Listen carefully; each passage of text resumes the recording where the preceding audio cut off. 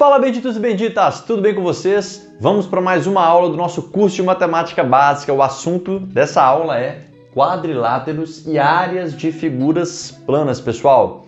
Lembrando que se você não for inscrito no canal, se inscreva aí, beleza? É gratuito para você se inscrever, né? E ajuda muito o canal a alcançar mais pessoas, né? Tranquilo? Vamos lá então, galera, para quadriláteros e áreas de figuras planas. Primeiro vamos falar um pouco dos quadriláteros, beleza? E à medida que eu for falando dos tipos de quadriláteros que existem, eu vou também escrevendo, anotando a fórmula da área de cada um desses quadriláteros. Combinado? Então vamos lá, gente. Quadriláteros, o que são quadriláteros? São polígonos de 4 lados, ou seja, figuras planas que possuem 4 lados. A gente pode dividir os quadriláteros em dois grupos, os não trapézios e os trapézios, beleza? O que seriam os não trapézios, pessoal? Seriam quadriláteros que tivessem um aspecto mais ou menos igual a este aqui, ó. Percebam que nenhuma das duplas opostas, nem esse, nem esse são o quê? Paralelos, beleza? Tranquilo? Então são quadriláteros que não têm o que? Lados opostos paralelos. Fez sentido? Beleza. E para ser um trapézio, qual que é a condição para um quadrilátero ser um trapézio? Ter pelo menos o que? Uma dupla de lados opostos paralelos, beleza? Pelo menos uma eu digo porque pode ser que sejam as duas paralelas, essa e essa e esse e essa, beleza? E aí tem um nome específico, né? São os trapézios chamados paralelogramos, beleza? Tranquilo? E quem são os trapézios não paralelogramos? São os trapézios que têm apenas uma dupla oposta paralela, beleza? Então vamos lá, para ser trapézio tem que ter pelo menos, no mínimo, uma dupla de lados opostos paralelos, beleza? Se as duas duplas opostas forem paralelas, será um tipo de trapézio chamado paralelogramo. Se for apenas uma dupla oposta paralela, serão os trapézios não paralelogramos, beleza? Conclusão, pessoal, todo paralelogramo é o que? É um trapézio, mas nem todo trapézio é paralelogramo. Por quê? Porque existem os trapézios não paralelogramos. Beleza? Essa classificação é a classificação correta, né? Muita gente, em alguns livros, em algumas apostilas, aí eu já vi isso acontecendo, pessoas dividindo, né? Colocando quadriláteros e dividindo em paralelogramos e trapézios, como se os trapézios fossem só os não paralelogramos, entendeu? Mas a definição correta de trapézio é quadriláteros que possuem pelo menos uma dupla de lados opostos paralelos. Isso significa que os paralelogramos são um tipo de trapézio, beleza? Bom, agora nós vamos focar exatamente nos trapézios, e aí nós vamos falar dos paralelogramos e vamos falar também dos trapézios não paralelogramos, beleza? Nós temos 3 tipos, trapézios que têm apenas uma dupla de lados opostos paralelos. Quem são esses trapézios? O trapézio retângulo, o trapézio escaleno e o trapézio isósceles. O trapézio retângulo, pessoal, é um trapézio que tem um desses lados aqui, ó, que são os oblíquos. Os oblíquos são esses dois aqui, ó, que eles não são paralelos entre si, beleza? A gente chama ele de lados oblíquos. E para ser um trapézio retângulo, um desses lados oblíquos tem que ser o quê? Perpendicular às bases. Quem são as chamadas bases de um trapézio não paralelogramo? São os dois lados opostos que são o quê? Paralelos. A gente chama eles aqui, o lado AB e o lado CD, a gente chama de base, beleza? Quando um dos lados oblíquos é perpendicular a essas bases, nós temos um trapézio retângulo. Fez sentido, gente? Tranquilaço? Então eu vou chamar aqui, ó, o AB eu vou chamar de Bzinho, esse comprimento aqui. E o CD eu vou chamar de Bzão. Beleza? A gente percebe que tem uma base que é maior e uma base que é menor aqui, certo? E o AD aqui vai ser a altura do nosso trapézio. O que é a altura de um trapézio? É a distância entre as bases. E nesse caso, a distância entre o AB e o CD coincide aqui com o nosso lado AD. Portanto, o AD é a altura. Certo, pessoal? Tranquilo? Como que a gente calcula a área de um trapézio, pessoal? A área vai ser assim, ó, a base, beleza? Maior, mais a base menor, vezes a altura sobre 2. Aqui eu falo de base maior e base menor, porque nós estamos falando dos trapézios não paralelogramos e aí de fato existe uma base que é menor do que a outra. Então base mais base vezes altura sobre 2. Essa fórmula aqui, pessoal, serve não só para o trapézio retângulo, mas serve também para o trapézio escaleno e para o trapézio isósceles. Mas atenção, no trapézio escaleno e no isósceles, a altura não vai ser um dos lados oblíquos. O que vai ser a altura aqui, pessoal? Aqui, ó, é a distância entre as bases, né? Então aqui, ó, Bzinho e Bzão. O que vai ser a altura aqui? Vai ser isso aqui, ó, a distância aqui, ó, entre as nossas bases. Aqui é a mesma coisa, ó, Bzinho, Bzão. O que é a altura? Distância entre as bases, beleza? Então aqui é o Hzinho, beleza? E a fórmula é a mesma para calcular a área do trapézio escaleno e do trapézio isósceles, né? Base mais base vezes altura sobre 2. Bom, mas falando especificamente do trapézio escaleno, qual que é a característica dele? Os lados oblíquos, beleza? O AD e o BC, eles são diferentes, beleza? Aqui, ó, eu vou indicar que eles são diferentes. Tranquilo? Show de bola? Beleza. E o trapézio isósceles, pessoal? Os lados oblíquos, eles são o quê? Iguais. Beleza? Lembra de triângulo isósceles, que tem pelo menos 2 lados iguais? Então, dá uma ideia de lados iguais, né? Tranquilo? E o escaleno, triângulo escaleno, tem os 3 lados diferentes, lembra? Então, trapézio escaleno, é só você lembrar que os lados oblíquos são o quê? Diferentes. E o trapézio retângulo, né? Um dos lados oblíquos é perpendicular às bases, beleza? E essa fórmula aqui, ó, para calcular a área de um trapézio não paralogramo, serve tanto para o trapézio retângulo, para o escaleno ou para o isósceles, beleza? Na verdade, pessoal, uma observação. Essa fórmula aqui, ela serve para qualquer trapézio, seja não paralogramo ou paralelogramo, beleza? Sim, ela serve para qualquer trapézio. Só que a gente utiliza ela quando a gente vai calcular a área de trapézios não paralogramos, desses 3 aqui, ó. Por quê? Porque os trapézios paralelogramos, que eu chamo de quaisquer, os losangos e os retângulos, eles têm fórmulas próprias, beleza? Que são, inclusive, oriundas dessa fórmula. Mas a gente vai usar a fórmula desse jeitinho aqui quando a gente for calcular a área de trapézio retângulo, escaleno e isósceles. E para esses outros aqui, ó, para os trapézios paralelogramos, a gente vai utilizar fórmulas próprias, como eu disse, beleza? Inclusive, falando deles aqui, ó, dos trapézios paralelogramos, nós temos o que eu chamo de quaisquer, os losangos e os retângulos, beleza? Bom, gente, o que é um paralelogramo quaisquer? Esse carinha aqui, ó, esse desenho, ele representa os paralelogramos de maneira o quê? Genérica. As características que são de todos os paralelogramos. E os losangos e os retângulos são 2 grupos, até colocar um S aqui, ó, plural, os retângulos. São 2 grupos, pessoal, que têm características específicas, entendeu? Então aqui eu vou falar de todas as características que são comuns a qualquer o quê? Paralelogramo. Por isso que eu chamo de paralelogramos quaisquer, beleza? E aqui os losangos e os retângulos nutrem algumas características peculiares, particulares, tá bom? Quais são as características que são regra de um paralelogramo? As 2 duplas opostas são paralelas. Então eu tenho que o AB é paralelo ao CD e igual ao CD, beleza? O BC é paralelo ao AD e igual ao AD. Então, lados opostos são paralelos e iguais. Característica de paralelogramo. Lembra que nos trapézios não paralelogramos, tinha só uma dupla que era paralela e não era igual, era só paralela, beleza? Para ser paralelogramo, as 2 duplas de lados opostos são paralelos e iguais. Os ângulos opostos são iguais. Esse ângulo aqui, ó, é igual a esse ângulo. E esse ângulo aqui é igual a esse ângulo aqui, beleza? Então, ângulos opostos são iguais.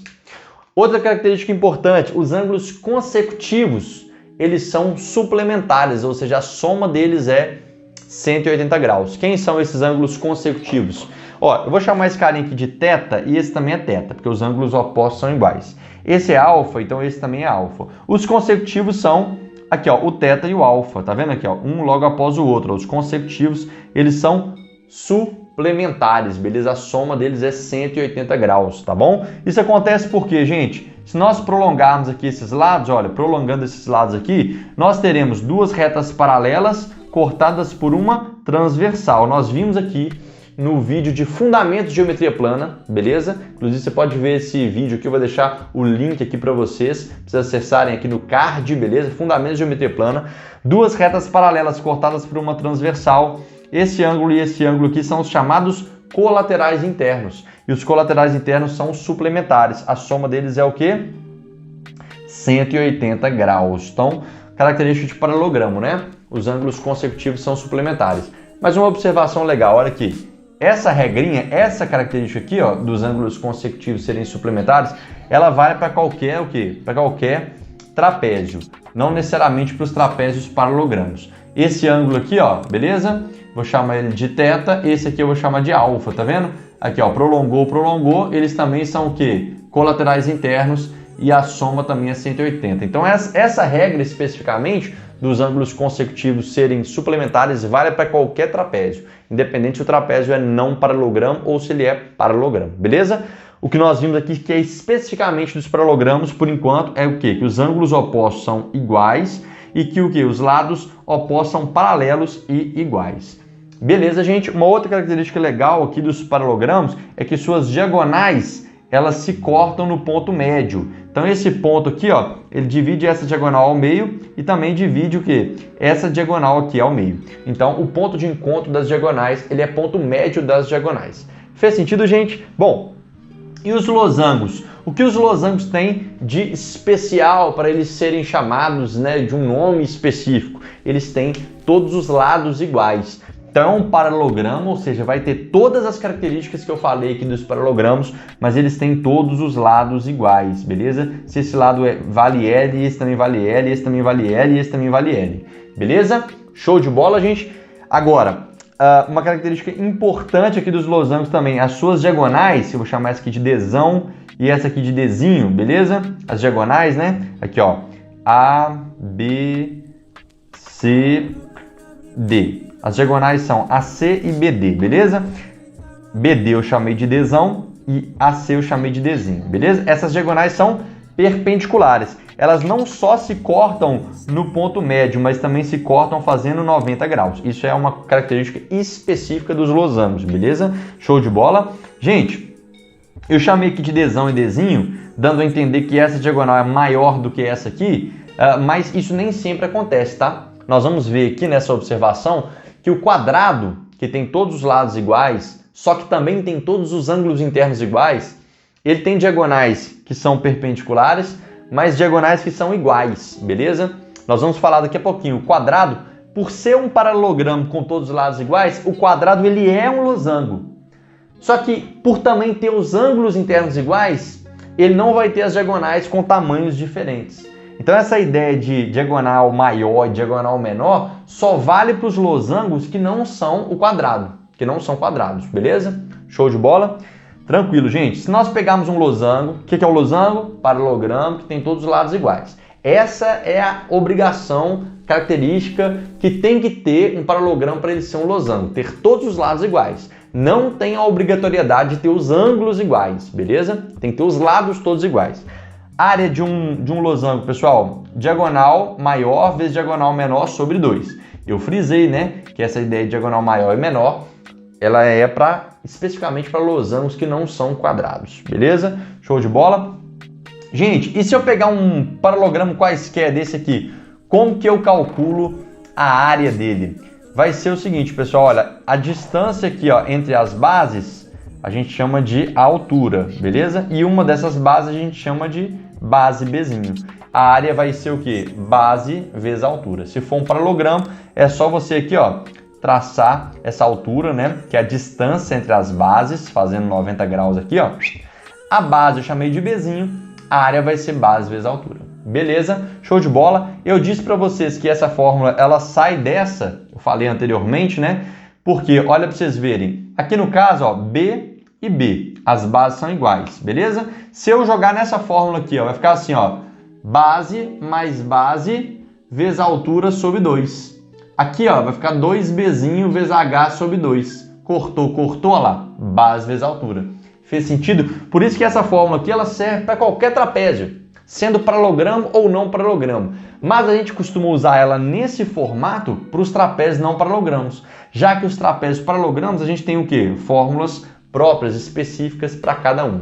Fez sentido, pessoal? Deu para entender? Lembre que qualquer dúvida você pode mandar aqui nos comentários, eu vou ter o maior prazer de responder sua dúvida aí. Inclusive, se você ainda não disparou o like, deixa um like aqui no vídeo, isso é muito importante, beleza? Bom, e para ser um retângulo, o que o paralelogramo tem que ter? Ângulos internos iguais. Aqui, para ser retângulo, não tem que ter lados, os 4 lados iguais, tem que ter os ângulos internos todos iguais, todos valendo 90 graus, beleza? Isso é igual a isso é igual a isso, né? Porque é um paralogramo, então os lados opostos são iguais entre si, beleza? E paralelos entre si. Mas para ser retângulo tem que ter os 4 ângulos internos iguais e não necessariamente os 4 lados iguais. Quando acontece de ter os 4 ângulos iguais e os 4 lados iguais, aí vira um quadrado. Então o quadrado ele é um losango e ele é um retângulo. Ele é um retângulo porque ele tem os 4 ângulos internos iguais e ele é um losango porque tem os 4 lados iguais, beleza? Então é certo dizer que todo quadrado é um losango, mas nem todo losango é um quadrado. Todo quadrado é um retângulo, mas nem todo retângulo é um quadrado. Fez sentido? Tranquilo? Bom, gente, então nós fechamos aqui, né, os nossos quadriláteros, né? Frisando aqui, né, base vezes altura, certo? Aqui no caso, este lado aqui é o AD, vai compor a altura, a distância entre as bases aqui, né? Fórmula base vezes altura, área de retângulo. Se você tiver um quadrado, né, pessoal? Se você tiver um quadrado, é uma fórmula bem conhecida aí, ó. L, L, L e L, beleza? A área de quadrado é lado ao quadrado, né? Base vezes altura, L vezes L, L ao quadrado, certo? E só para frisar aqui, aproveitando a deixa, se nós tivermos uma diagonal aqui do quadrado, as duas diagonais são iguais, né? Uma diagonal do quadrado vai ser o quê, pessoal? Vai ser o lado vezes raiz de 2. Anota isso aí, é importante, ó. Né? A diagonal de um quadrado é o lado vezes raiz de 2. Beleza? Agora sim fechamos aí todos os comentários a respeito dos quadriláteros e as suas áreas, né, pessoal? Tranquilo? Show de bola? E para fechar esse vídeo, né, eu queria falar a respeito do hexágono regular. O nome do vídeo é Quadriláteros e Áreas de Figuras Planas. Né? No vídeo anterior dessa playlist eu falei das formas de calcular áreas de um triângulo, beleza? Então, inclusive, vou deixar aqui no card para vocês, certo? Então, acessa lá se você não viu. Não existe só o base vezes altura sobre 2 para calcular a área de um triângulo. Existem outras fórmulas que podem ser utilizadas em outros contextos para você calcular a área de um triângulo, beleza? Acesse esse vídeo, assiste a aula lá, beleza? Bom, mas como eu falei de áreas de figuras planas, já falei aí dos triângulos, já falei da circunferência e do círculo, beleza? Na aula de circunferência de círculos, tá faltando uma que é muito importante e cai muito em prova, que é a área de um hexágono regular. Eu não poderia deixar de falar dessa fórmula da área de um hexágono regular. O que é um hexágono regular, pessoal? Hexágono é uma figura plana que tem 6 lados, beleza? E os 6 lados são iguais por ser regular. Beleza? Lembra que um polígono regular é um polígono que tem todos os lados iguais e todos os ângulos internos iguais. Então, o hexágono regular é um polígono de 6 lados que tem os 6 lados iguais e os 6 ângulos internos iguais. Fez sentido, pessoal? Tranquilo? Bom, então, se aqui é L, aqui é L, aqui é L, aqui é L, aqui é L e aqui é L, beleza?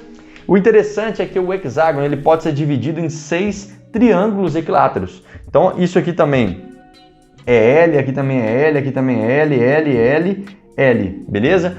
Então esses 6 triângulos aqui são equiláteros, são idênticos e com todos os lados iguais, beleza? Ou seja, pessoal, a área de um hexágono regular vai ser 6 vezes a área de um triângulo equilátero, de lado L, sendo L o lado do hexágono regular, beleza? No vídeo de áreas de triângulos eu falei da fórmula para calcularmos a área de um triângulo equilátero. Que fórmula que é essa? L ao quadrado raiz de 3 sobre 4. No caso de um hexágono regular, como nós temos 6 triângulos equiláteros, é só pegar essa fórmula aqui e multiplicar por 6, sendo que o L é o lado do hexágono regular. Então, 6 vezes L ao quadrado raiz de 3 sobre 4. Essa é a fórmula para calcularmos a área de um hexágono regular. Pode simplificar o 6 com 4 aqui, mas eu gosto de deixar assim, para mostrar, né, os 6 aqui, ó, 6 triângulos, né, equiláteros, beleza? Fica mais visível, mais fácil de vocês gravarem. Beleza, gente? Tira um print aí do quadro, ó, muito importante. E tamo juntos, nos vemos aqui no canal Bendito Bhaskara. Fiquem com Deus. Tchau, tchau!